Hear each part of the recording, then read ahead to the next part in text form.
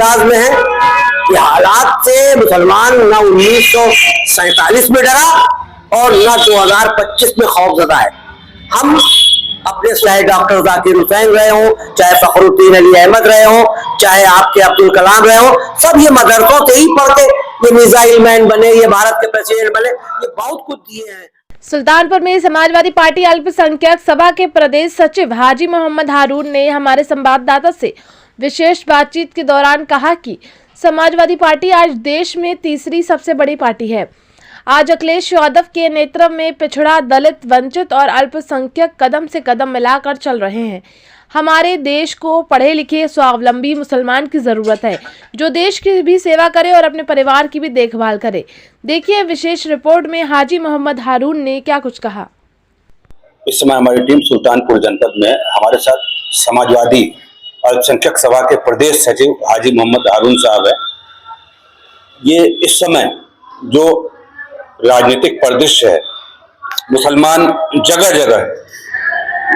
जगह दोयम दर्जे के नागरिक कहला रहे हैं। ध्रुवीकरण की राजनीति हो रही है, कहीं मॉब लिंचिंग हो रही है, कहीं बहिष्कार किया जा रहा है, मार्केट से बहिष्कार किया जा रहा है मुसलमानों का। इसकी क्या वजह है हम जानेंगे, जबकि बहुत से मुसलमान देश के लिए कुर्बान हो गए। आज भी इंडिया गेट पे शिलापट लगा हुआ है, जिसमें मुसलमानों ने जान गंवाई आज़ादी के लिए। करीब 70% शिलापट में जो नाम है वो माइनॉरिटीज के हैं। बहुत बहुत स्वागत है आपका। जी, समाजवादी अल्पसंख्यक सभा क्या कर रही है उत्थान के लिए?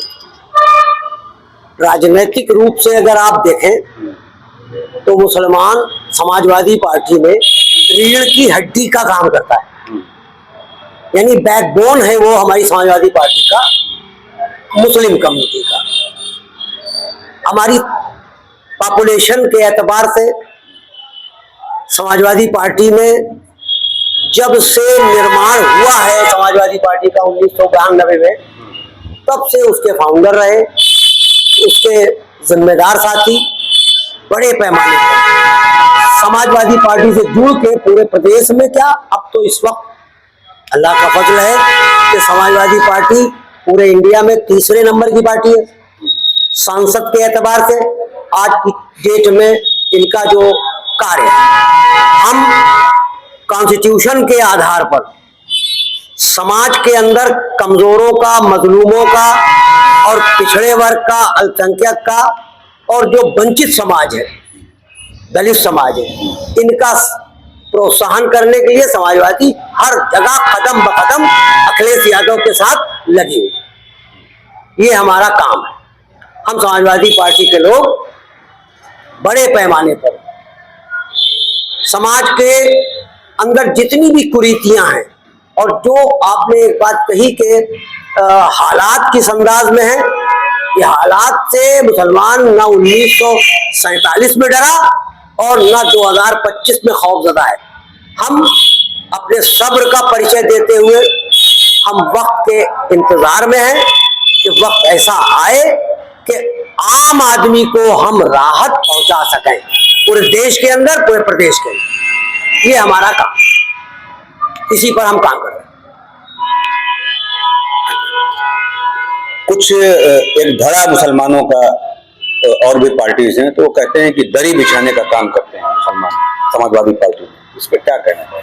मैं आपको बताऊं कि मेरी कौम बड़ी जज्बाती कौम, हमको चिढ़ाने वाले थे। ये दरी बिछाना, ये पंचर वाली बात, ये वक्तन फवक्तन हमारी एकजुटता से खौफजदा हैं और वो हमें चिढ़ाते हैं कि तुम जिंदगी भर दरी बिछाओगे, तुम जिंदगी भर पंचर जोड़ोगे। अल्लाह का शुक्र है कि जिस कौम के अंदर पंचर जोड़ने की बात चली, उसी में अब्दुल कलाम पैदा हुआ, मिसाइल मैन पैदा हुआ, उसी में एक से एक नायाब नगीने पैदा हुए। ये कौम मुल्क की फलाह और बहबूदी की बात करती है। हम पंचर भी जोड़ेंगे, हम दरी भी बिछाएंगे, लेकिन हम एक अच्छी सरकार भी बनाते हैं, एक अच्छा नेतृत्व भी प्रदान करते हैं, और सबके साथ हम मिलजुल के जिस अंदाज में रहते हैं, आज हमें सब्र की तलकीन है। हमारे ऊपर मजालिम हर जमाने में हुए और मैं किसी को दूध का धुला नहीं मानता, मैं जानता हूं, लेकिन इस मुल्क में वोटों के ध्रुवीकरण की राजनीति है और मेरी खामोशी, मेरा मॉब लिंचिंग बर्दाश्त करना, मेरा बहिष्कार बर्दाश्त करना, ये सब हमारे सब्र का नतीजा है। आने वाले वक्त में बदलाव का बिगुल है, मैं और कुछ न कहूँ। अभी हाल ही में लखनऊ में मीटिंग हुई थी वक्फ बोर्ड की, शिया सुन्नी की प्रेस कॉन्फ्रेंस थी, तो उसके बारे में क्या कहना है आपका? जो वक्फ प्रॉपर्टीज थी तो वो जो गरीब मुसलमान थे उनको उसका फायदा नहीं मिला, इसके बारे में मैं जहां का ये कहना है वो ठीक कह रहे हैं आप। सरकार का कहना है, सरकार तो एक तुरुप का पत्ता लेके आई है। हम मुसलमानों में वक्फ की जायदाद से जो फायदे हासिल करने हैं दो हैं, या तो तालीमी मेयार और या मरने के बाद कब्रिस्तान। तो मेरा फायदा तो है, वक्फ की जायदादें ज्यादातर कब्रिस्तान, मजार शरीफ या खानकाहें या उसके बाद मदारिसे अरबिया या कुछ प्रॉपर्टी ऐसी हो जो वक्फ की गई हो और किसी के पास हो और उसके किराए भाड़े में देर अंदेर होता तो बहरहाल हर जगह है, इससे मैं इनकार नहीं करता। लेकिन जो फार्मूला मौजूदा सरकार ने बनाया कि हम गरीब मुसलमानों को इसको फायदा पहुंचाएंगे, वो एक ढोंग है, नाटक है। हमारी कौम के जिम्मेदारान पूरी तौर पर वक्फ की जायदाद का जो भी फायदा है वो हमारी कौम को ही मिले, उसमें बेवजह की दखल अंदाजी ये मेरी कौम बर्दाश्त करने को तैयार है। अभी हाल ही में बयान दिया अल्पसंख्यक कल्याण मंत्री ओम प्रकाश राजभर ने, अखिलेश यादव मुसलमान को मुख्यमंत्री क्यों नहीं बनाते, इस पे क्या कहना है? देखिए, अगर हम बहुत दूर जाएं तो मैंने देखा जब कांग्रेस का जलवा था और कांग्रेस का जमाना था तो बिहार से अब्दुल गफूर चीफ मिनिस्टर हुए, महाराष्ट्र में अब्दुल रहमान अंतोले चीफ मिनिस्टर हुए, उत्तर प्रदेश में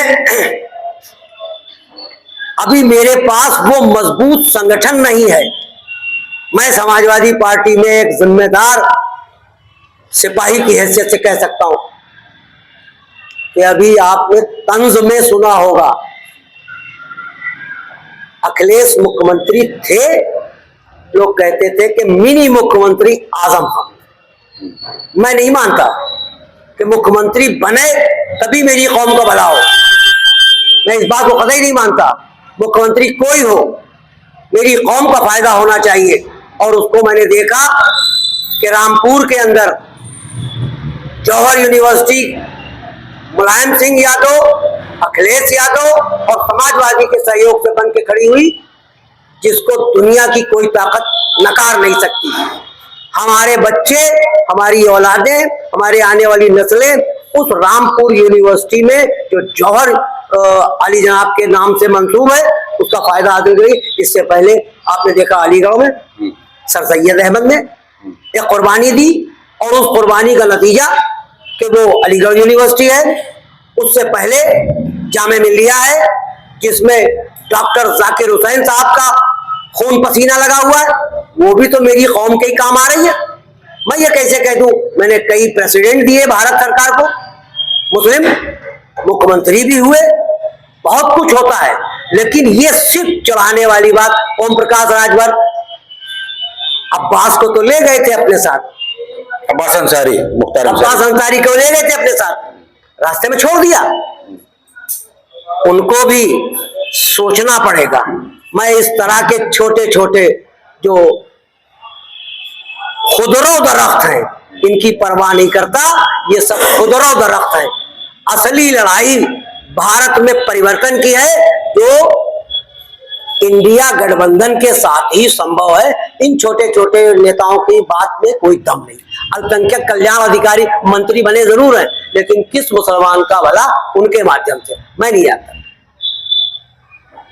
शिक्षा का आधुनिकीकरण करना चाहती है गवर्नमेंट, तो मदरसे की शिक्षा में हिंदी, अंग्रेजी, मैथ, कंप्यूटर अनिवार्य किया, उसके लिए फंड भी है। तो हमारे जो धर्म प्रवर्तक हैं उनका भी कहना है कि आप शिक्षा के लिए चीन जाइए, कहीं भी जाना हो, जो दुनियावी शिक्षा बहुत जरूरी है। क्या मैं इसमें पूरा सहयोग करता हूँ, क्योंकि तालीम के मैदान में किसी किस्म का डिवीजन नहीं होना चाहिए। हमारा एक आलिम दीन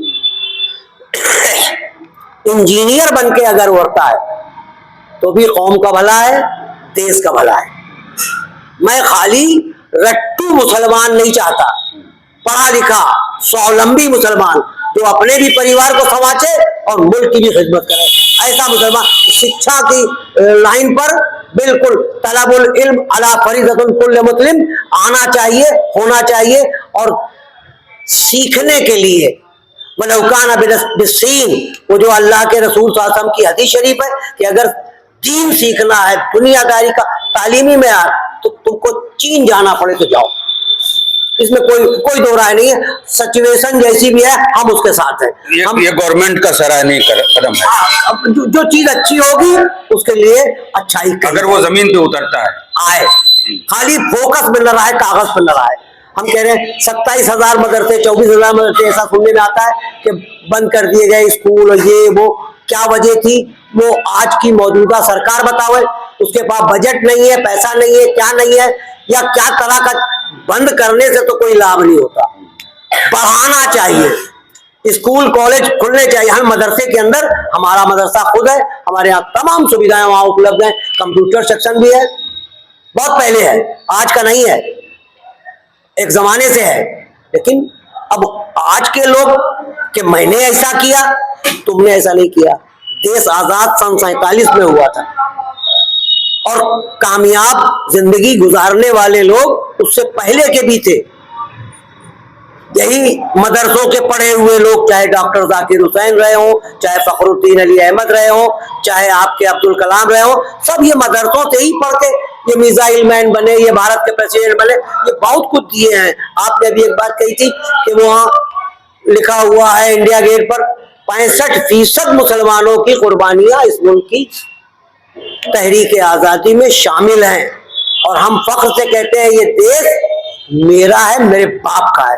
मैं मानता हूं, एक हमारे मौलाना हाशमी मियां कचौचा शरीफ के मुजाहिदे दौरा कह लीजिए, उन्होंने एक बात कही कि जब दुनिया का पहला इंसान धरती पर आया, हजरत आदम अलैहिस्सलाम, तो वो भारत की ही धरती। मैं तो पैदाइशी मुसलमान और इस भारत का गर्व से कहने वाला कि मैं भारतीय हूं, मेरे बाप की जायदाद है, यहाँ मुझे कोई डिगा नहीं सकता।